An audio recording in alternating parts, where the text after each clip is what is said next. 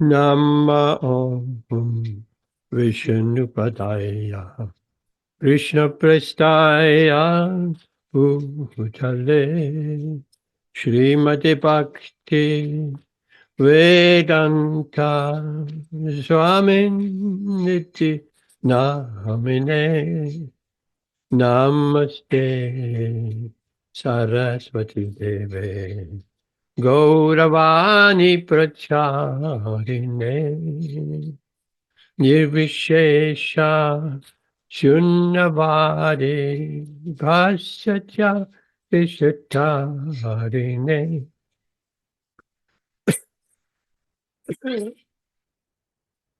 Shri Krishna Chaitanya Prabhu Nityananda Shri Advaita Gadada Shri Vasari Gaura Bhaktarinda Shri Krishna Chaitanya Prabhu Nityananda Shri Advaita Gadada Shri Vasari Gaura Bhaktarinda Hare Krishna Hare Krishna Krishna Krishna Hare Hare Hare Rama Hare Rama Rama Rama Hare Hare Hare Krishna Hare Krishna Krishna Krishna Hare Hare Hare Rama Hare Rama Rama Rama Hare Hare Hare Krishna Hare Krishna Krishna Krishna Hare Hare Hare Rama Hare Rama Rama Rama Hare Hare Hare Krishna Hare Krishna Krishna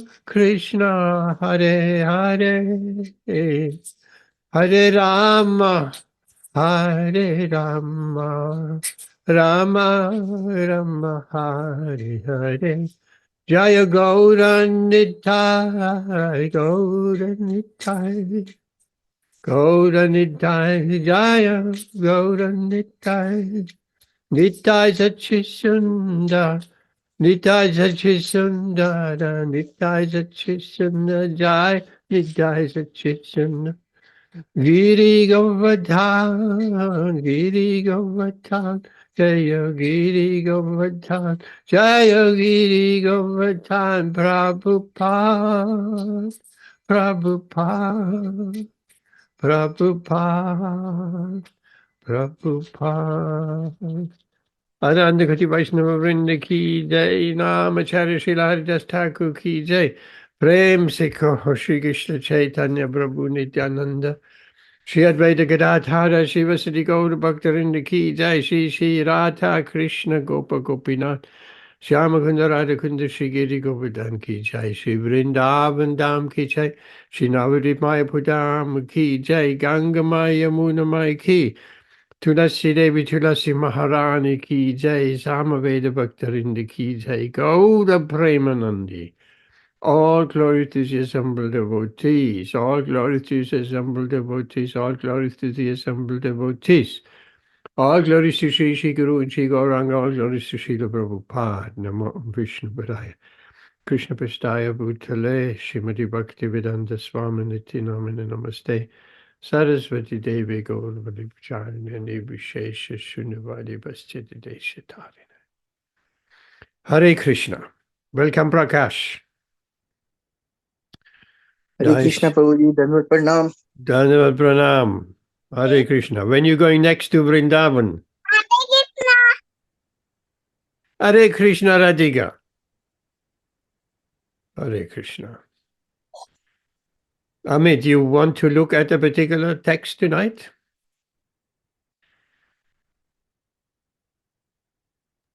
What are we going to look at? Yeah, Prabhu, I don't mind it. I don't know if anybody else has got a new one. Yeah, no, you look. About 2:14. 2:14. 2:14.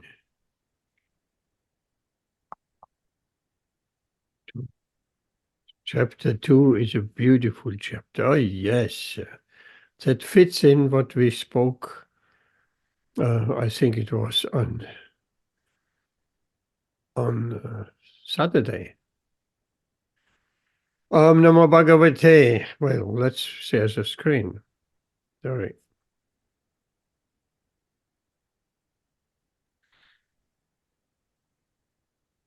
Okay, screen is here.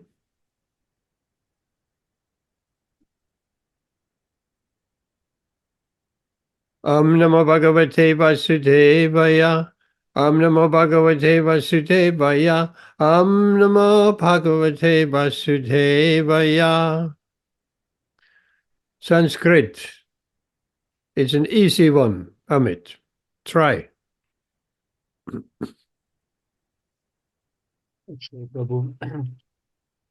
Matra spasas tu unteya. Yeah, Siktosna sukha dukkha da. perfect.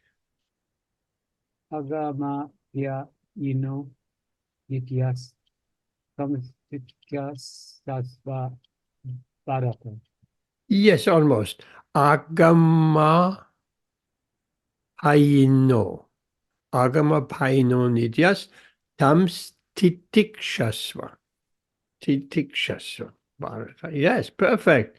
Oh, your Sanskrit is, you're getting a scholar, Sanskrit scholar. Wow.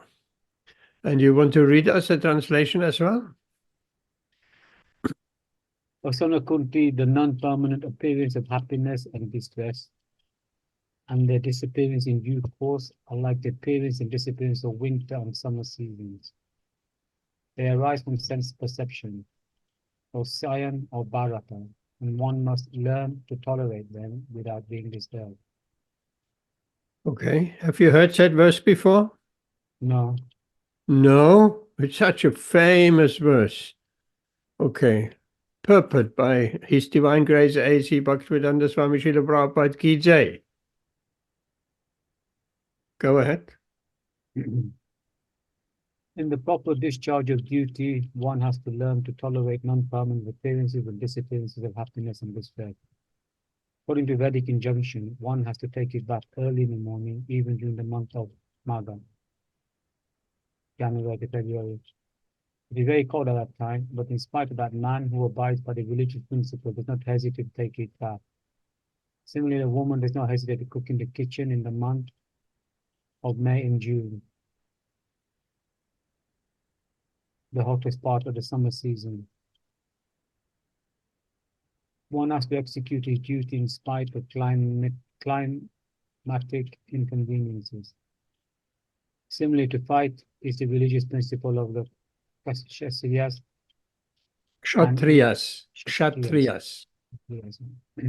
And although one has to fight with some friend or relative, one should not deviate from the prescribed duty. One has to follow the prescribed rules and regulations.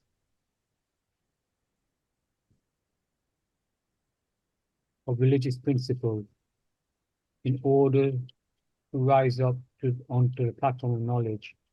Because by knowledge and devotion, only one can liberate itself from the clutches of Maya, illusion. The two different names of address given to Arjuna are also significant. To address him as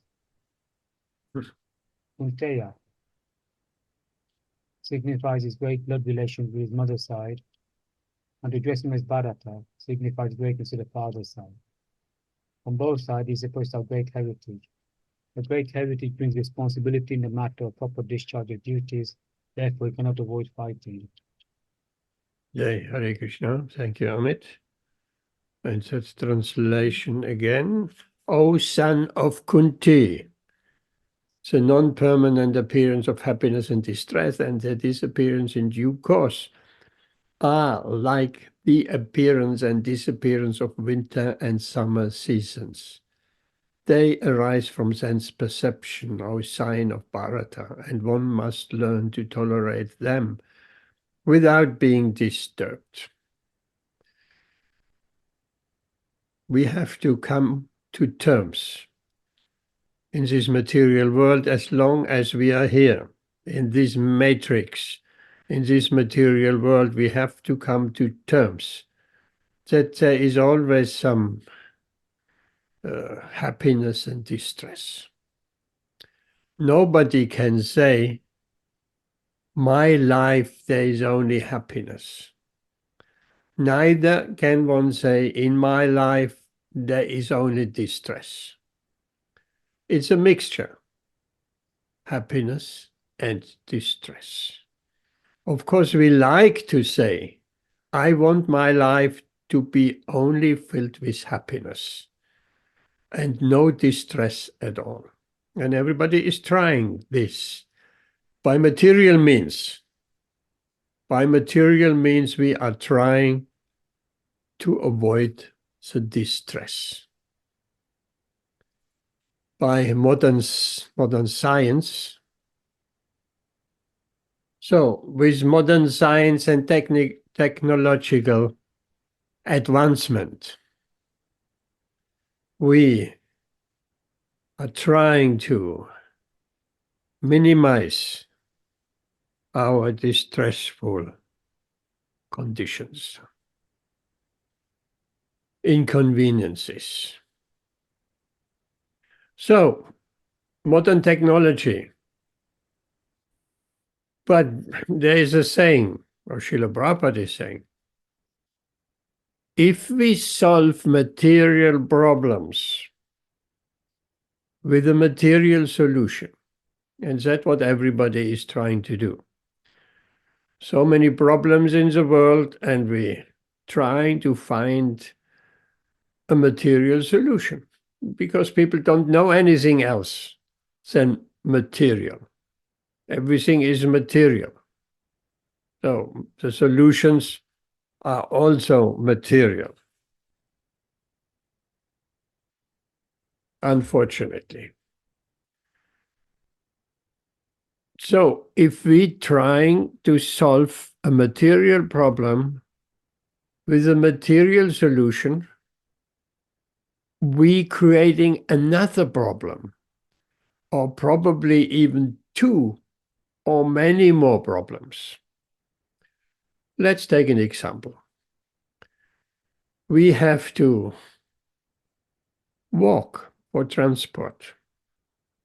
And going a few hundred years back, yes, there were horse carriage, there were bullock carts, even in the Western countries, they have actually bullock carts.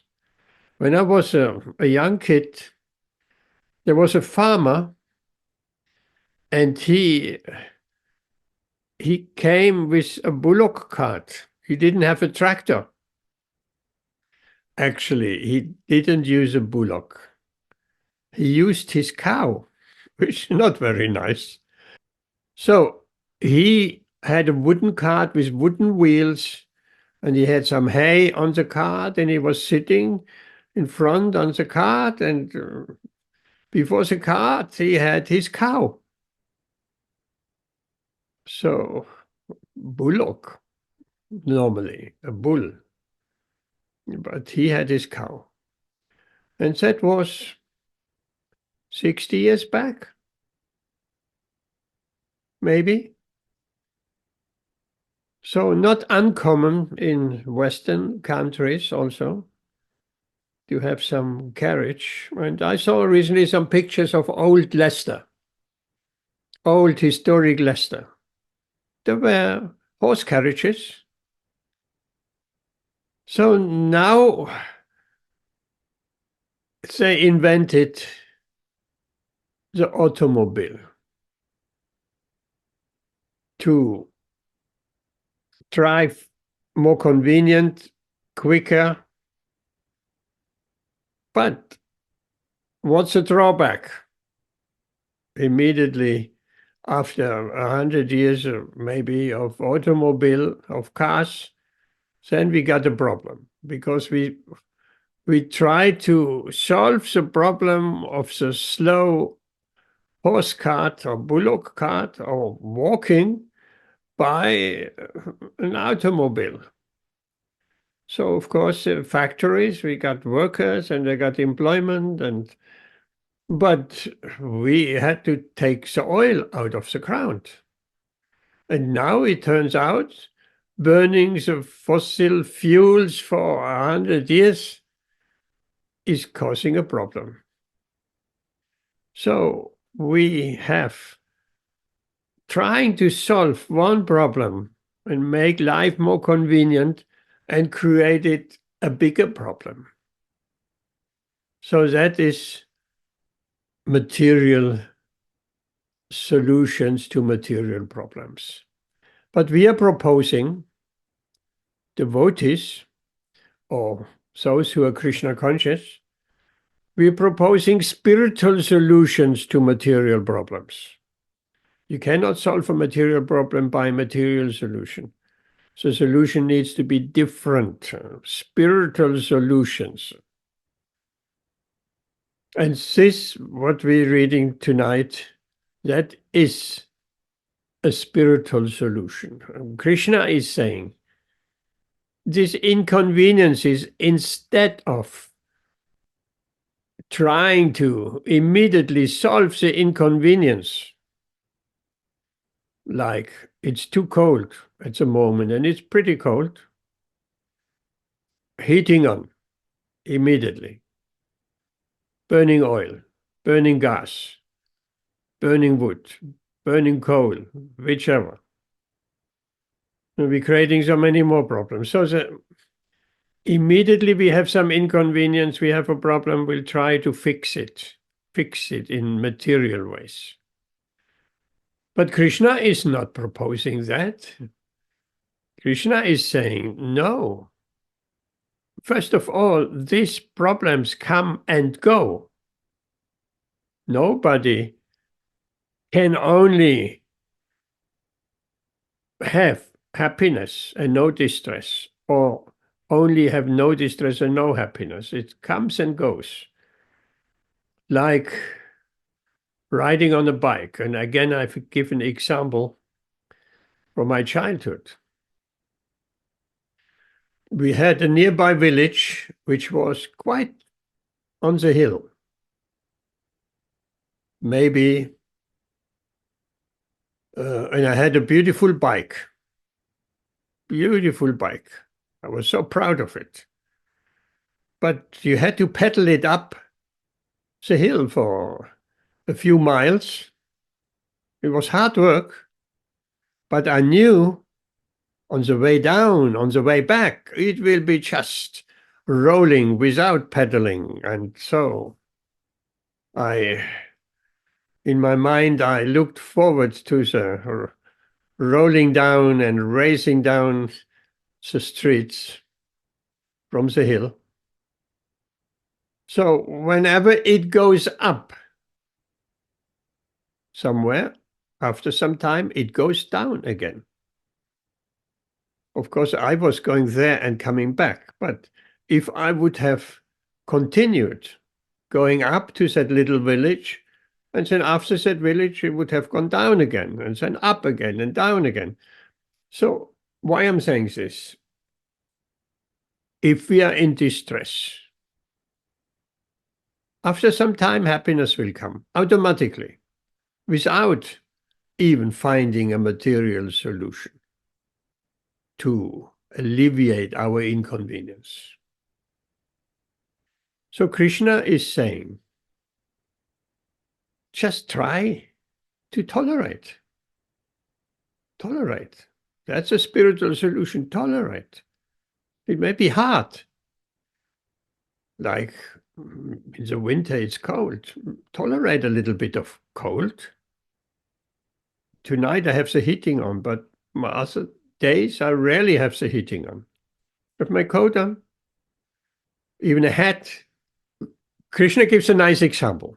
We're discussing the verse Matra Sparshas to Kaunteya. He says, summer and winter season comes and goes. Winter season, now it's very cold. And it's supposed to, in a week or less, to snow and getting temperatures plummeting down to -5 or even more colder. But after winter season, summer season is coming again. And when I walk, I try to walk every day a little bit. I can see the first flowers, snowdrops. Other flowers are out. And the daffodils, the yellow, beautiful flowers.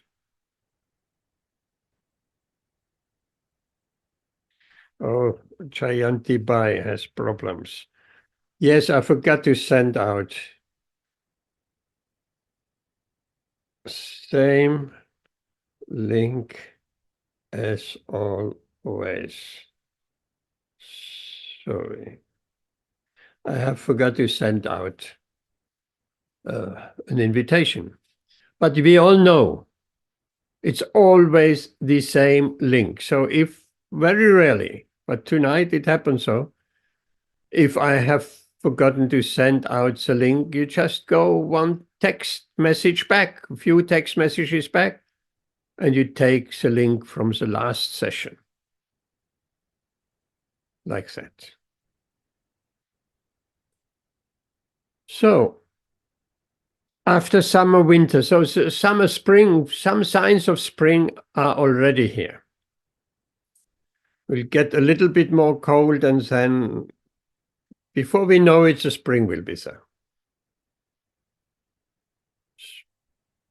So, tolerance. Srila Prabhupada gives, of course, an example from India, where in the hot summer month, the wife will cook in the kitchen. And in the kitchen, wood fire. Wood fire. When it's hot outside, and then she cooks with a wood fire in the kitchen and makes hot inside as well. We're not talking about AC, hotel. We're talking about some mud hut. So the woman will do her duty, even though it is a bit inconvenience. Likewise, the man, in the winter time, he will take his bath as a regular duty. If it is cold or if it's hot, he will take his bath. So Krishna emphasizes, and Srila Prabhupada emphasizes in his purport, the importance of duty. Most people today say they have lost the concept of duty. Widely, that concept of duty has been replaced with a mentality, just do what feels good.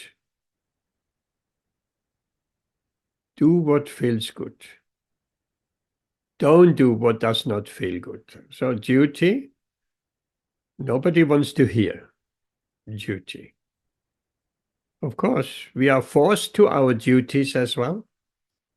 If there is a war, and our politicians already talk, we're living in a pre-war period. And that has only, since a month, they're talking like that. We've never heard that before. My generation, it has always, we live in a post-war period. Post-war period means after the war. A peaceful period after the Second World War. But now these rascals, they have defined the time we're living in as a pre-war period, the period before the war. They're already convinced there's going to be another world war. They want it. We'll start the economy moving again, destroy everything so you can build again, and a building boom. And yes, so there is no doubt a world war is on the cards. It may be nuclear, it may be not nuclear, but that's another question. So if we are called up, and that has been also in the news, that some general said, we don't have enough soldiers, we need a civilian army, we need conscription again, we need to not a professional army, but we need that every citizen over a certain age, they have to go for military duty, like in Israel and other countries also. So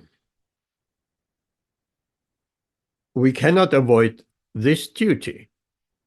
So we have duties.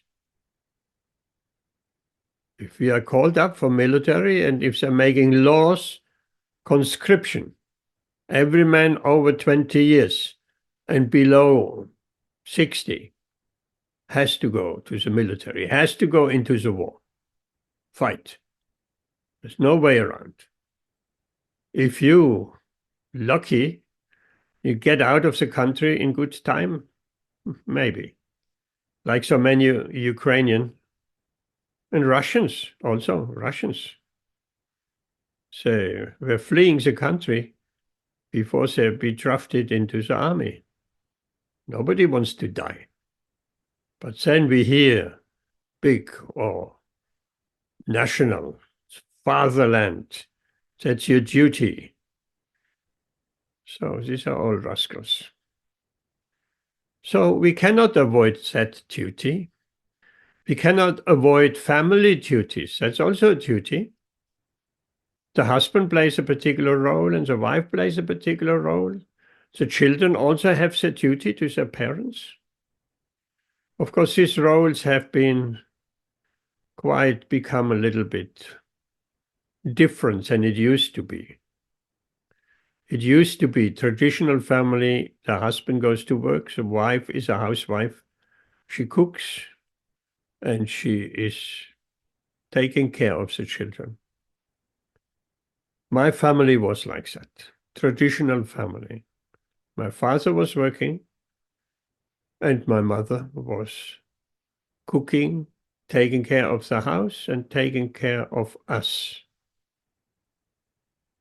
which was very nice because there was someone there to look after us.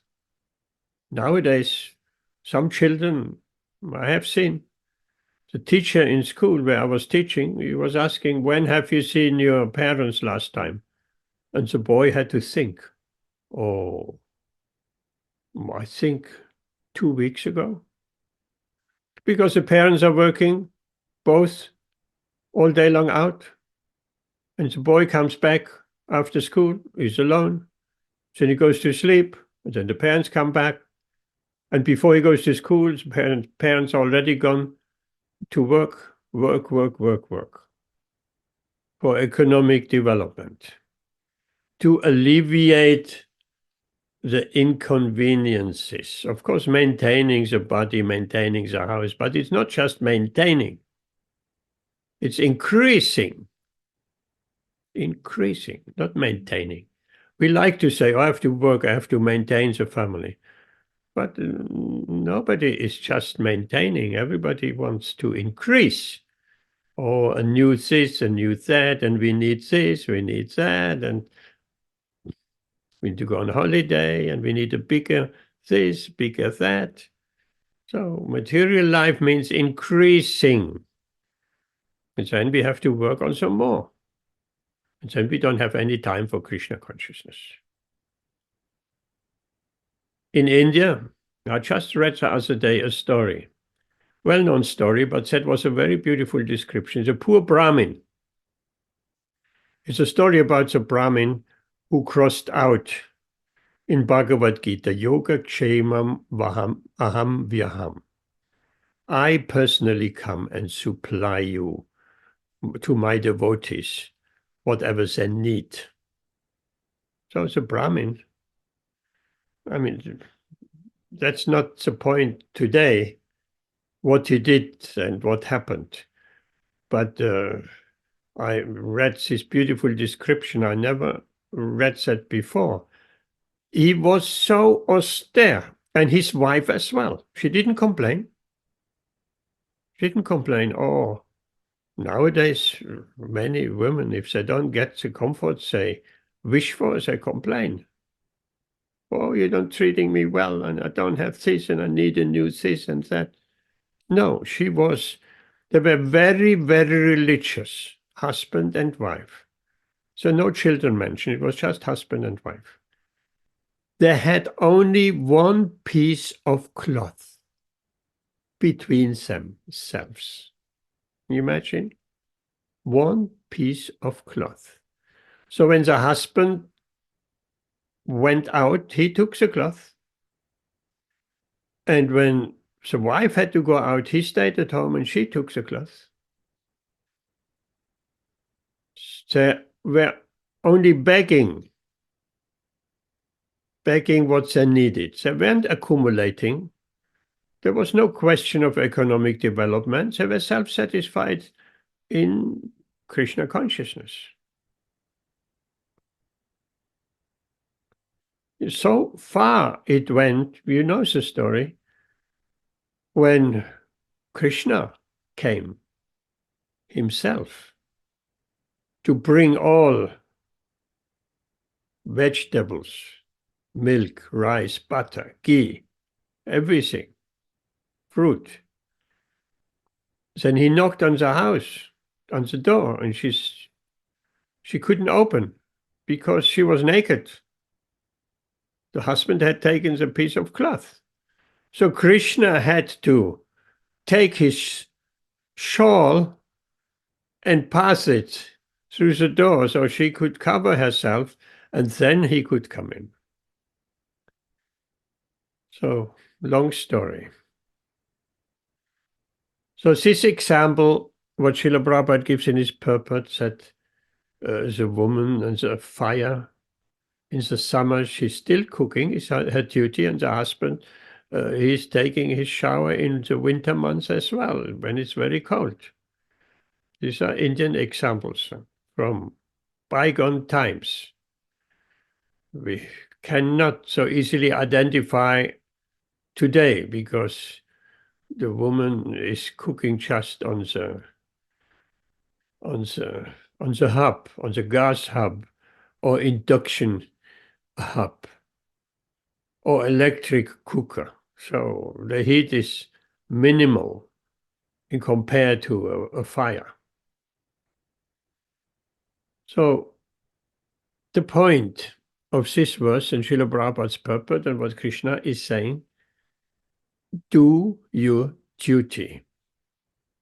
Duty is more important than convenience, inconvenience. Because if we focus on what is inconvenient, what is convenient for us, and this is a guiding principle, we'll try to avoid inconveniences, and we making arrangements that we have a very comfortable and convenient life. This is the business of the mind. Of the mind. And Srila Prabhupada says, these desires for convenience and comfort and sense gratification, this is a concoction of the mind. It's a concoction of the mind. Let's take the water as an example. The water, is it cold or is it hot? It's cold or hot. It feels cold on the skin or hot according to the environment. in the winter, the water feels cold. The same water in the summer feels very, very nice. In the winter, it feels horrible. So this is a concoction of the mind. There are yogis. Welcome, Jayanti Bai. Sorry, I forgot to post an invitation and the link. Please do note, if that happens, it happens very rare. It has happened before. If that happens, that I forget to send out an invitation, the link is always the same. Every Wednesday and every Saturday also. So in this case, you just go a little bit back in WhatsApp and click on the link from the previous week, what you have done, obviously. So it's not the water which is hot or cold. It's according to the temperature around us and according to our mind, we interpret this is cold now and in the winter and in the summer, the same water, it feels like it's hot. I need some more cooling water. There are yogis in the Himalayas, Gangotri. Anyone has been to Gangotri? Amrita Radhe Mataji, have been to Gangotri? Rituan, maybe? No, no, Prabhu, none of us have. Yeah. Neither have I, but I know, and I have been told there are yogis. So sitting just with a loincloth and up there at the source of the Ganga, Gangotri, there's a glacier where the Ganga comes out. So there is ice, it's cold, minus. And the yogi has got used to exercise his mind. He doesn't feel that cold. Has programmed his mind gradually that it doesn't feel that cold. And the yogi takes his bath in the freezing ice-cold water of the Ganga. So it just shows one can train one's mind. So we should do our duty. We should recognize what is our duty. In the case of Arjuna, his duty was as a kshatriya, a fighter. And Krishna said to him also, you cannot, even if you don't want to fight, but you cannot, but that's your nature. Kshatriya, that is according to one's nature, means according to the mixture of the three modes of material nature. If someone is predominantly in the Rajagun, the mode of passion, then he has a constitution like a kshatriya. Most likely he's very strongly built, so much rajas there, so much passion. And even if Arjuna would not want to fight and go to the forest as he proposed, I rather meditate. I cannot fight against my family members. So even if he would go to the forest, by his nature, he would be forced to fight. He cannot sit down and meditate. And he admitted that also. This is very difficult for me to sit down and meditate. For Kshatriya, there's so much passion. You need to act, you need to fight, you need to do things. So Krishna is trying to convince Arjuna,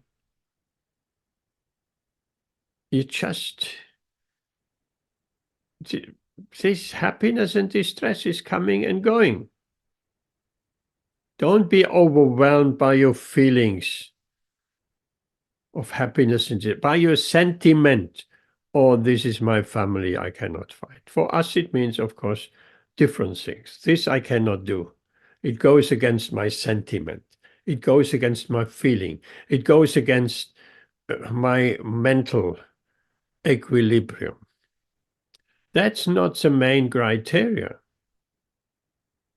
Anyone who is pursuing a spiritual path or the path of Krishna consciousness, duty is higher than whatever the mind tells us. Duty is more important, our Krishna conscious duty. Otherwise, we are completely at the mercy of the mind. Take a practical example. Oh, I'm so tired today. I woke up late. I cannot chant my rounds today. Or I chant just 1 or 2 or 4 rounds. It'll be okay. It's just not today. Tomorrow, when I feel better. So that is also duty. It is our duty to our spiritual master to regularly chant our 16 rounds. Convenient or not, it's a higher principle. Duty is higher than whatever the mind tells us. And this is a good thing, a very good thing, because we can get away from the mental concoction. We can get away from the dictation of the mind. We have something else. Most people that don't. They have nothing else. They're completely under the modes of nature, completely under the dictation of their own mind. But as a serious devotee, we have something superior. We have a spiritual master. We have the order of the spiritual master. That's our duty, to follow the 4 regulations and to chant Hare Krishna. That's our duty. So for the sake of our duty, we can sacrifice any inconvenience. And depending on our strength, spiritual strength, how we can handle any situation. So there's an interesting story of Srila Prabhupada. Sometimes people come, oh, Guruji, show me your mercies that I have the strength to chant Hare Krishna. And Srila Prabhupada says the mercy is already there. You don't have to ask blessings from the spiritual master that you get the strength. It's just like a man falls into a well in India, a dry well, and he can get out. And he calls out, anybody can hear me, help me, help me. I have fallen into the well, I can't get out. So some people come and they say, okay, so let down a rope. That's the mercy of the spiritual master. Say, let down a rope. But for the poor fellow to take the rope and they pull him out, but he has to take the rope. He cannot say, oh, please give me your mercies that I will take the rope. Give me your blessings, I will be able to take the rope. No, we have to make that decision to take the rope, to hold on the rope, and then we will be pulled out of that situation, which is sure death. If we stay in that well, we'll starve to death. So we have to take the mercy of the spiritual master. Let's go back to the verse a little bit more. So we have already explained. Sometimes Srila Prabhupada says it's It's a concoction. Sense gratification is a concoction of the mind. So here he puts it a little, Krishna puts it a little bit different. Distress and happiness arise from sense perception. Interesting.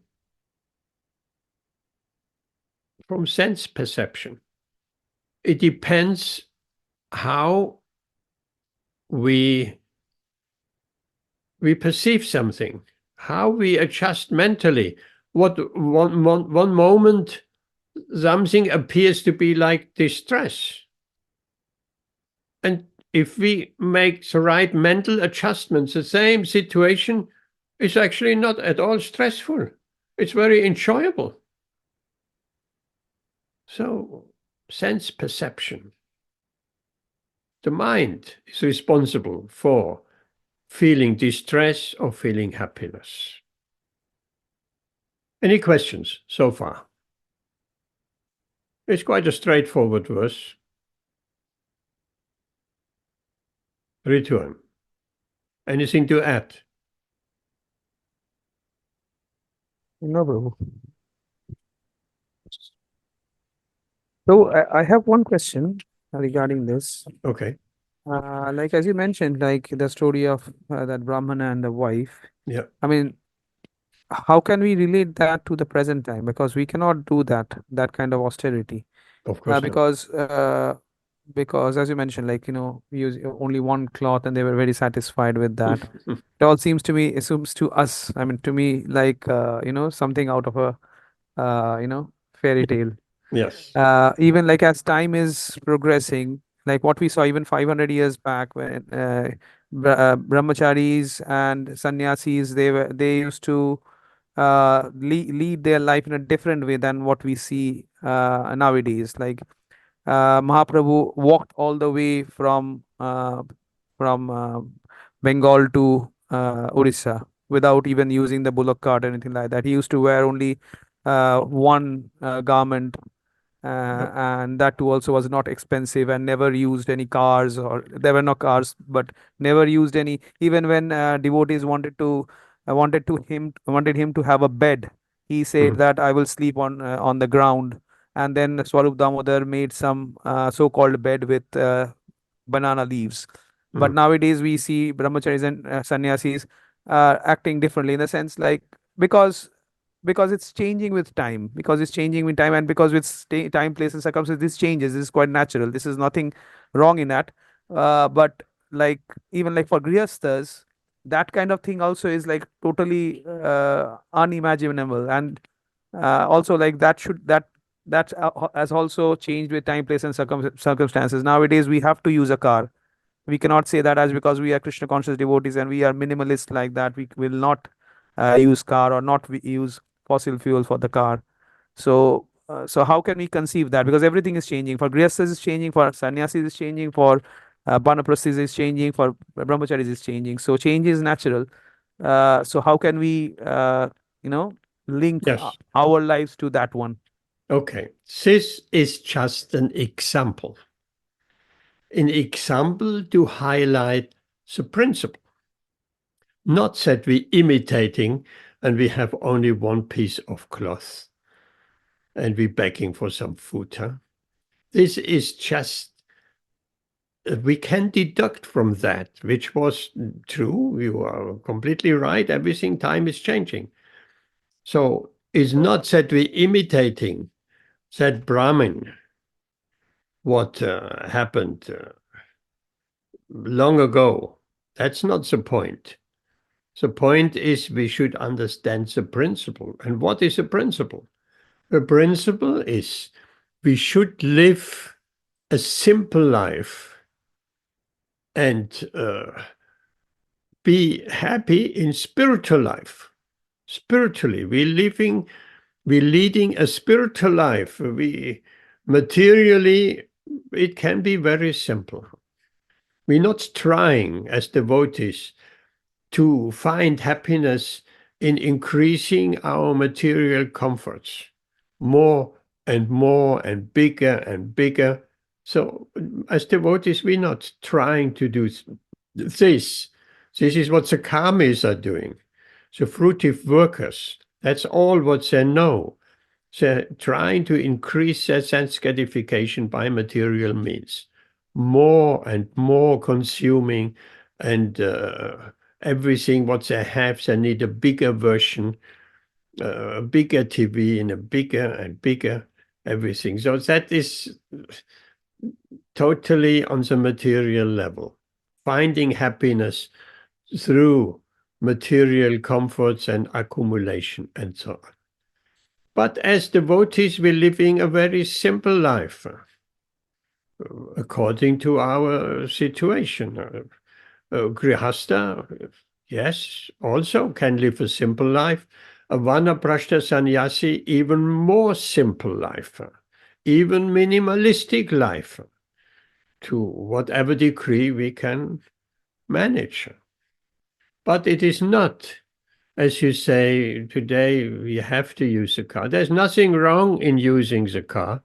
Srila Prabhupada told us many times, we are not using the car to drive to the cinema, hopefully. We're using the car in Krishna's service. The car can be used in devotional service. The car can be used for buying, shopping in the supermarket, buying fruit and veg, to cook some nice prasad for our deities at home. That's a completely different story than going to the movies with a car. So anything used in Krishna's service, even material things like a car, it becomes completely spiritual. So the balance, again, is important. As Krishna says in Bhagavad Gītā, a true yogi is not the one who is not lighting any fire or things like that. No, in moderation. He's not eating too much, he's not eating too little. He's not sleeping too much, he's not sleeping too little. So in balance. But the overriding principle we can learn from this example of bygone days, we can learn that the overriding principle is to maximize our time spent in spiritual pursuits, in Krishna consciousness, and to minimize our material needs. There are certain needs we need to fulfill. Our own needs, the needs of our wife, of our children, family. So this needs to be fulfilled, but not in a spirit of renouncement. If we are Krishna conscious and we practice in Krishna consciousness, and automatically we don't have this outrageous desires like the karmis, like the fruitive workers have, because we're not looking for our happiness in fruitive activities. We're looking for our happiness in spiritual activities, and we'll be satisfied by spiritual activities that it doesn't come to our mind of just endlessly increasing our material wants and needs. Because our material wants and needs and more money, and then what happens if we pursuing more money, then we get more money, and then we spend more money, and again I have no money to spend it. Okay, earn more money then. Okay, we earn more money and we spend it again. So our overheads growing with our increased income also. So again, to cut it short, it's an example where we can deduct the principle behind that example. Srila Prabhupada could have given a principle of today's world. He didn't. He gave a principle of very traditional. So does that answer your question? Ritu and Prabhu. Yes, Prabhu. Thank you for the wonderful explanation. Thank you. I got it like that. It's the principle that's being highlighted, not exactly imitating that. Yes. Thank you. Like in so many ways, yes, we have to be able to adopt the teachings of the Bhagavad Gītā to our modern life. And Srila Prabhupada gives so many nice examples how to do that. In this case, he didn't, because he counts on our intelligence that we can deduct the principle. A question from... Who is that question from? Yes, just raise your hand. Okay, go ahead with your Prabhu, question. Amrita Radhiti Dasi. Okay. Prabhu, my question is that you described a kind of precarious situation in your lecture, and I kind of froze hearing about, World War III, so many. So my question is, what should be the attitude of a devotee mother, a devotee wife in such a situation? Like, how should what should our response be to a possibility of a war? Oh, of a war, the possibility of a war. What should be the attitude of a mother who cares for her children and for her family and so on? Or same with a father who also cares for a family, and what's the attitude? Well,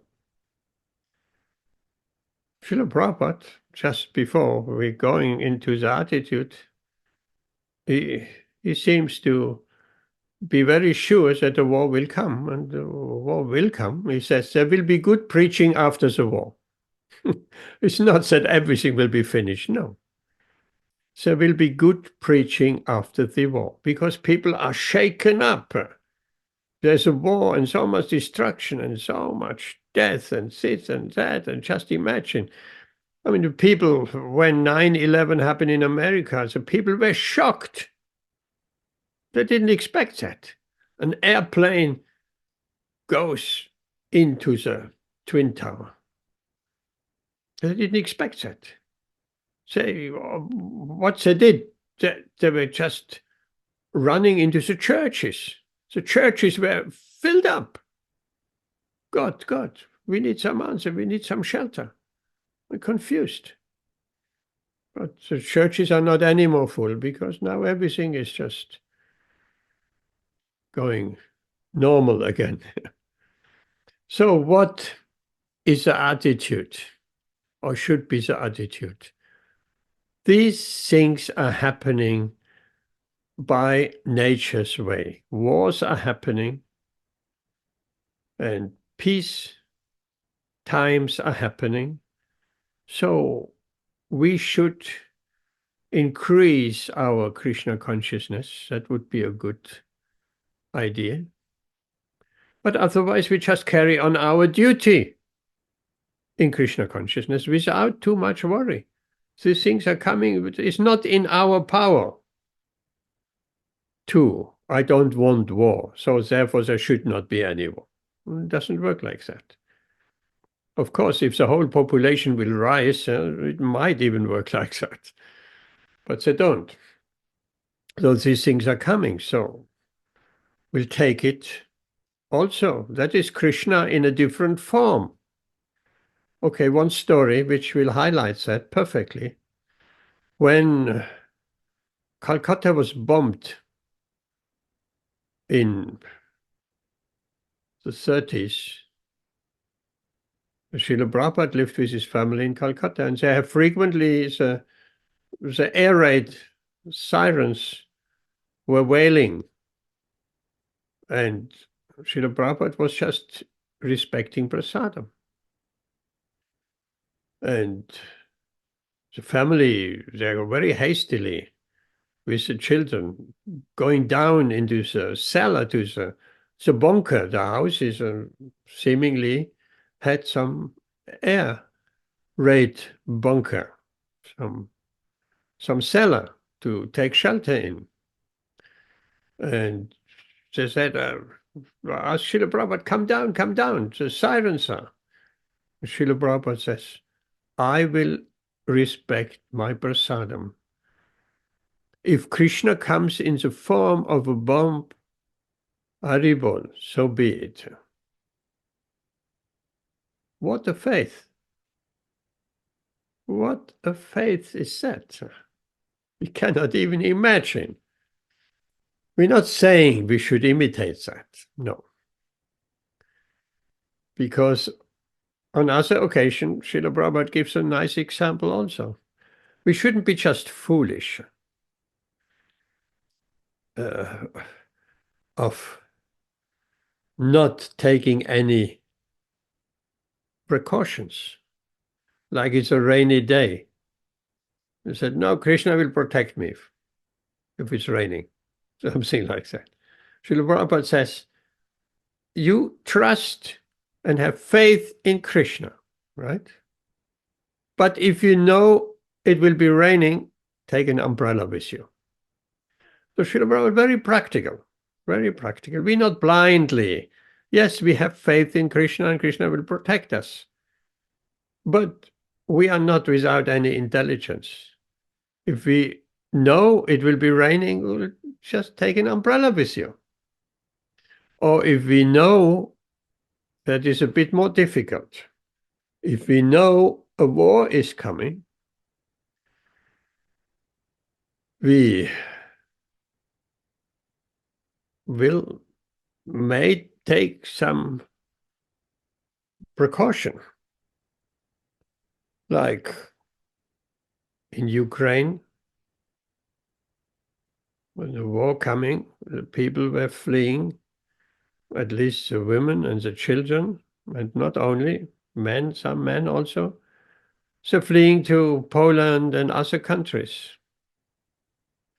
So that's some others stayed, but loads of people were leaving the country. That was the umbrella. Take the umbrella with you. Know a war is coming, then take your family and just go away. But that is a local conflict.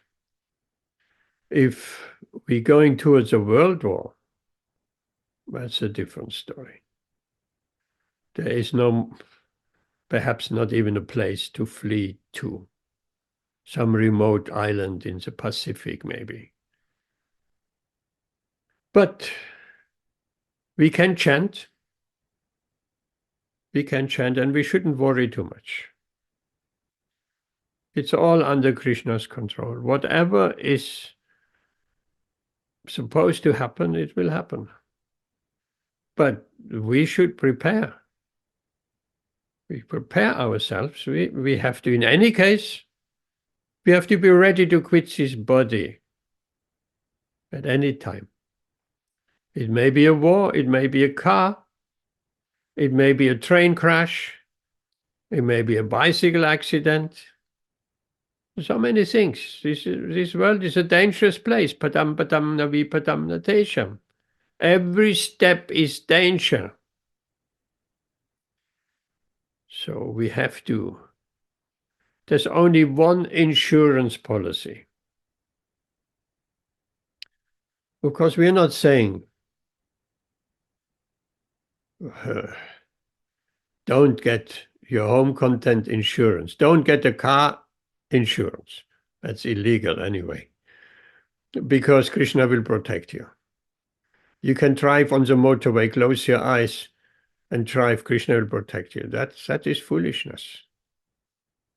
We're forcing Krishna to protect us. We shouldn't do that. We have intelligence. So we do the best we can materially, if that is possible at all. Or it may become necessary to stock a bit of food. We can only speculate. Some people say a war, I think even Srila Prabhupada says, it's short. It's short. It doesn't go on for years and years and years. It's short. And it might be even nuclear, atomic. There might be somewhere one atom bomb falling. And that might be the end of the war, because people will be so horrified. So we don't know. But what we know, we can pray to Krishna. Not just for us, for the whole world, all the people in the world. We can be prepared at any time. Our lila in this material world, our time here can be up anytime. Look at our Pandava Prabhu. Our Pandava Prabhu. It's just in a moment's time. Krishna called him. He felt a little bit unwell. He got up. He collapsed. Heart attack. Gone. Our Samir. He had a little bit more time. He was in Africa. He caught the COVID down there. And it was really bad. And he said to the doctors, "Why are you wasting all this medicine on me? I'm ready to go." Well, he was ready to go. Who can say that? We have to be ready now, not in 5, 10, 20 years. We have to be ready now. I'm ready to go. Krishna, I'm ready to go. You call me now or in 10 and 20 years, I'll be always ready. You call me up. My time is over. No problem. And our Chaitanya Nitai, before that, the doctors said he had 1 month. There was some cancer issue. 1 month. So he got notice. He said, "What shall I do?" He asked me. I said, "You now forget everything." He said, "What about my family?" You see, that's very interesting question. Because Amrita Radha Mataji, you speak about family. So Chaitanya Nitai, his first question as a family man, 3 children, 3 boys, wife. He said, "What about my family?" He didn't say, "What about me?" What about my family? First question. That was his concern. I said to him, "Don't you worry. Your family will be perfectly taken care of. You just completely prepare yourself now. You got notice of 1 month and you fully surrender to Krishna." And he did. I think it was less than a month, but he did. And Krishna arranged, his father took care of the family. So the point is, we have to be ready now, whenever Krishna calls us up. It may be war, it may be accident, it may be whatever it may be. After all, as devotees, we have a bright future. We have a bright future. In fact, being here in this material world is quite boring. It's actually quite boring. It's just the same old thing again. If it wasn't for Krishna consciousness, oh, this world would be unbearable. People fighting and bickering and this and that, it would be so unpleasant.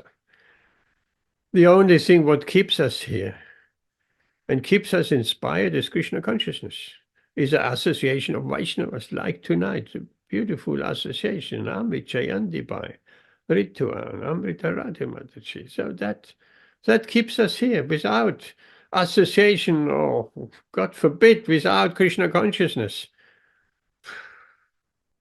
there would be no need of staying here any moment longer. Does it answer your question, Amrita Radha Mataji? Yes, Prabhu, the story, the pastime of Chaitanya Nitai Prabhu was really inspiring. Thank you. Otherwise, to be honest, the class was quite scary for me. Yes, it is. Seems to be scary, but we have to overcome that scariness. We have to come to a point where we accepting. Be ready anytime.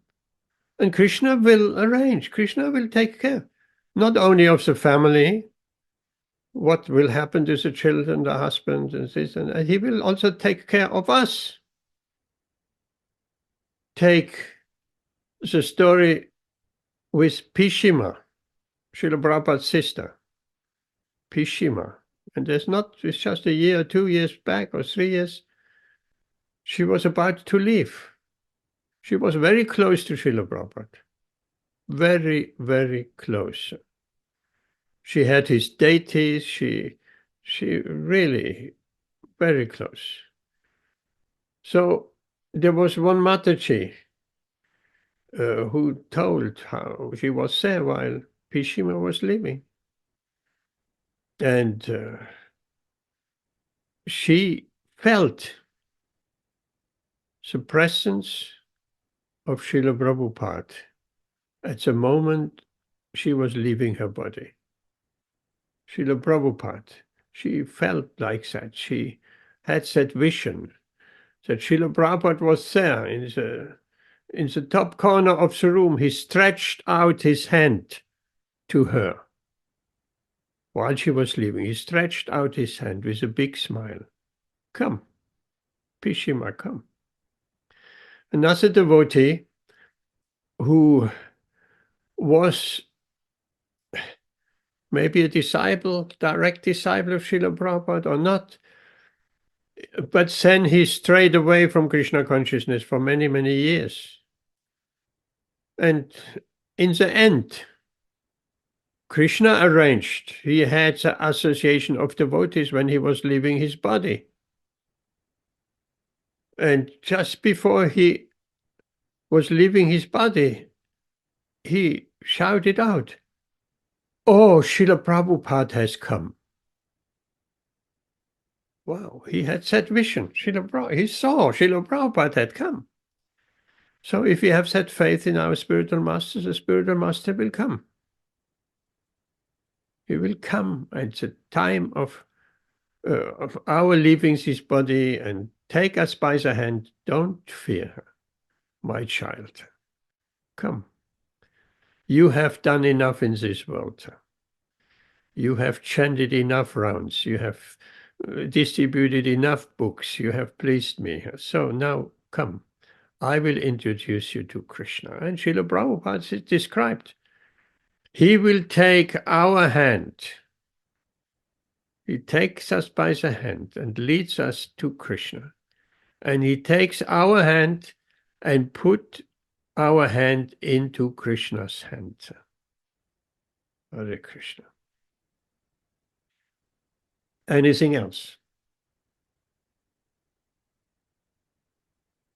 Amit, question.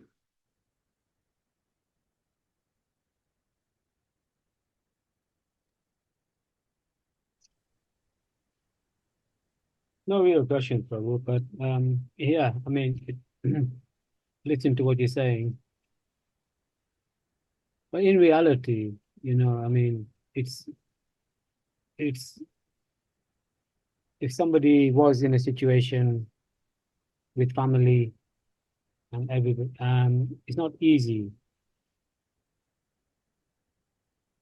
to kind of like, Nothing is easy. In this if world, somebody had nothing. a very much like a terminal illness, Yep. and they, know they're going to lose their family. It's, it's not Well, it's very hard to stay positive. And I mean, I understand, with to be, to Krishna consciousness, and it's the right thing. I mean, you got to keep yourself detached. Whether somebody passes away, and there's a certain level of detachment you have to keep with the family, but it's very, I think, to be in that situation, it's very tough. I think that's tough. And I think to stay positive all the time, it's very difficult. Even though if you are Krishna consciousness, which is the right thing to do, but it's human nature, I sometimes think. Well, yes. Nobody said it wasn't tough. When we left the spiritual world, Krishna said, don't go. Don't go to the material world. We said, no, I want to go. I said, okay, at your own risk. What's that risk? Birth, death, old age, disease. That's our risk.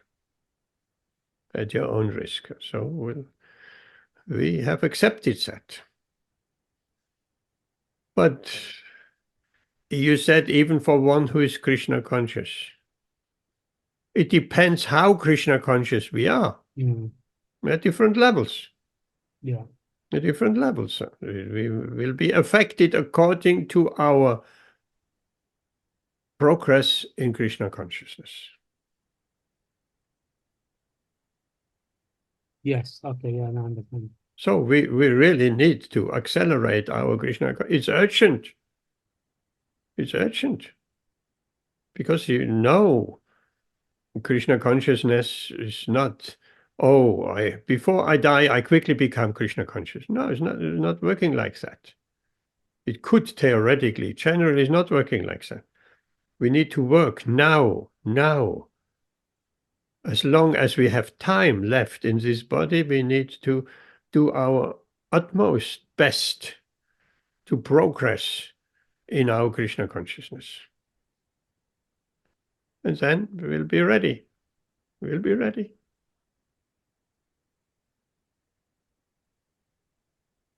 When the big test comes. There was one devotee. He was also terminal ill. And he looked forward. Can you imagine? He said, well, I'm looking forward to the journey. He looked forward to the journey. It'll be a journey, yes. But first of all, we have to be 101% convinced I'm eternal.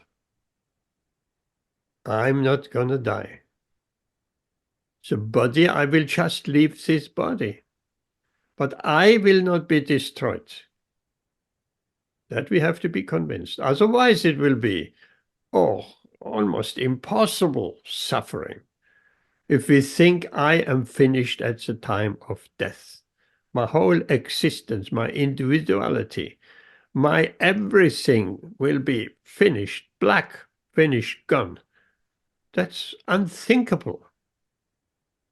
And very, very scary. But fortunately, this is not the case.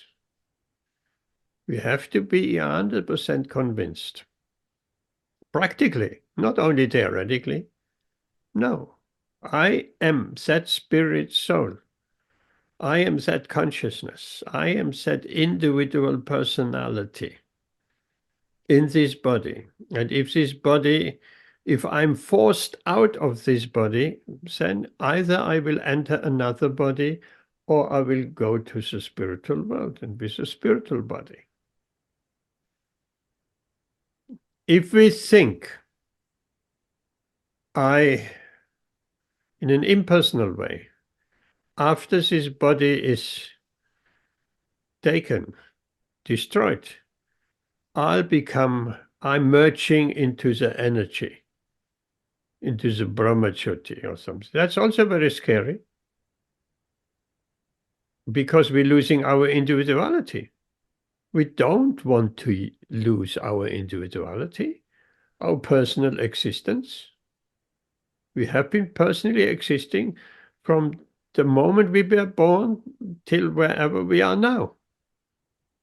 Our very own personal individual existence. Okay, we are in a body and we have been in so many different bodies. The body doesn't really matter. What kind of nose and eyes and what size of the body, male or female, what family, what country, that doesn't really matter. That changes all the time. But still, we are there. I am existing as an individual. And if I take birth again, then I take birth with all my mental hang-ups also. On the negative side, with all my desires, which I could not get reformed in this lifetime. Right? We are here. I sent out a video today talking about that. This place here is like a prison. A prison is there to reform the inmates to become good citizens. So this is this span of life of 50, 60, 70, 80, 90 maybe years. This is to reform ourselves,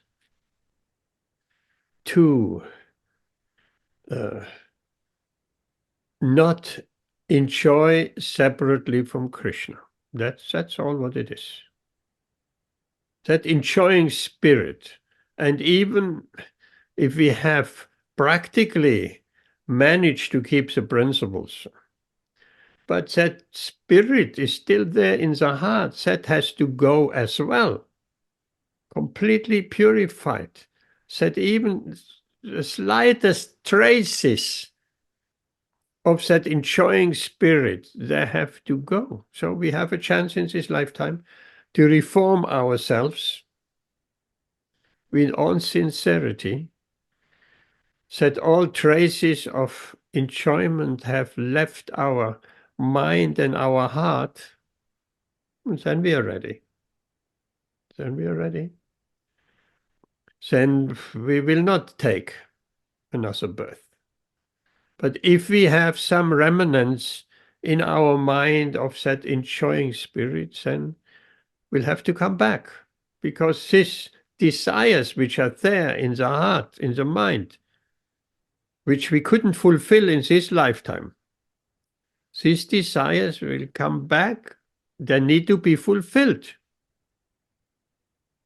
They need to be fulfilled. And Krishna gives us a chance. And material nature gives us a chance. Let's say, an example, we never had a fulfilling family relationship with a loving wife and lovely children. We're hankering for that. We never had it. And when we had it, it didn't work out, whichever.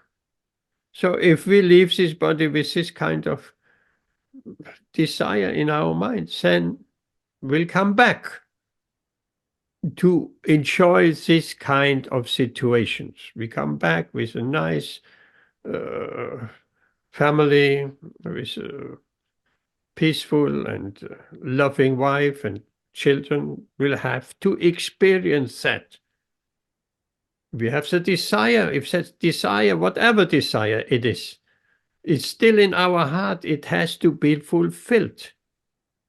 That means we are forced to come back. But if that desire is not anymore there, if we have progressed so far in Krishna consciousness that desire is gone of our mind, then there is no need of coming back. There's nothing to be fulfilled. Nothing. All the desire what we have is just to be with Krishna. Then we go to Krishna. No doubt. Hare Krishna. Anything else? We are already 7:30. That was interesting. Was that any helpful, Amrita Radhimataji? Are you still there? Rituan? Yes, Prabhu, that was very helpful. You Yes, both yes. there? Yes? Yeah. Prabhu, I have one question, not related to this. Okay. Like I was like having a thought. Like it's said like it's very as you were mentioning that it's in the Shastras it is said that if you chant early in the morning, it's Brahma muhurta, it's best. if you can finish most of the round or complete 16 rounds. So Brahma Muhurta, as per definition, is I think 1.5 hours before sunrise. Yes.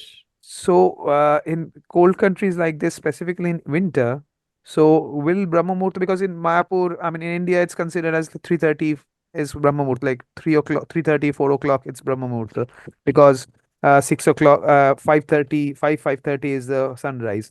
But here, when the sunrise is at 7 o'clock, do we consider Brahma Muhurta to be 3:30 or 1.5 hours before 7 o'clock? That is 5:30. Yeah, good question. That same question comes up. Sometimes people follow Ekadashi according to the Indian calendar, right? Same thing. So is that the sensible thing? You're following the Indian calendar for Ekadashi, but you don't follow the Indian time because the calendar is all based on time and moonrise and sun. You're not getting up when the sun is rising in India, are you? No. Right. So again, some thoughtless imitation will not do. Shastra says 2 hours before sunrise, and that is wherever you are, not in India. What's the point? Yeah, What's the that means point? like We for are not in winter. India. Yeah, that's the thing. Like, bro, in winter here, rising up at 3:30 in the morning, when it's like, 3.5 years from 3.5 hours from the sunrise, very difficult, like for me at least. So, when the sun is rising here at 7 o'clock, like in winter, midwinter, like that, so 5:30 will be considered as 5:30 would be considered as Brahma Muhurta, isn't it? Not 3:30 early in the morning because Yes, of the cold and other things. Like, yeah. I would say yes, but Srila Prabhupada also mentioned many times we should chant our rounds at 4:30 in the morning. That is also there. This instruction is also there. So a fixed time is there. So we have two kind of contradicting. Fixed time at 4:30, 4 o'clock in the morning, 4:30. That's one instruction. The other instruction is Brahma Muhurta 2 hours before sunrise. So I guess we can pick and choose. If we are in the temple, well, then it's 4:30, isn't it? The temple program is 4:30 in the morning, Mangalati, wherever, winter or summer, fixed. Fixed. And the chapa in the temple is also fixed, chapa time.